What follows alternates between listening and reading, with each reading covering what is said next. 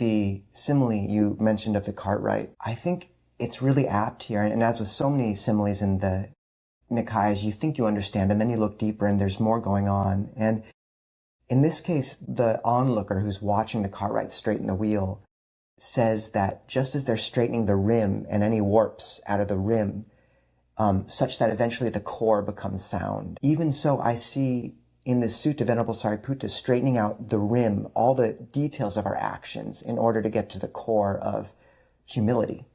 And you can't just tell someone to be humble, but what you can do is straighten out the rim of the wheel, all the detailed, specific actions, and hope that through that, the core becomes sound. So as this combination of detail and then summarization through a perfect image, I just find very elegant in this sutta.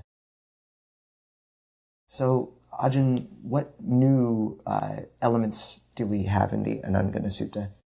So it's the first discourse in the Majjhima Nikaya that we've come to so far of someone other than the Buddha giving the discourse. It's Sariputta, and there's about 10 to 20 discourses in the Majjhima that are like that, and you find somewhere between 5 and 10% of all suttas given by someone other than the Buddha. It's our first meeting with Mahamoggallana, foremost in psychic powers, and it's the first instance where we find what's elsewhere called the Upanaka Dhammas, 3 incontrovertible teachings of sense restraint and moderation in eating and devotion to wakefulness. So an interesting, very useful list.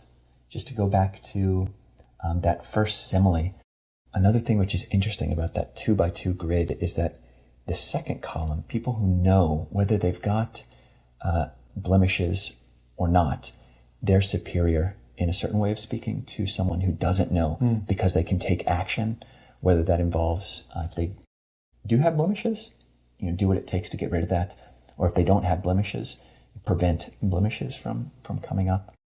So that's really interesting.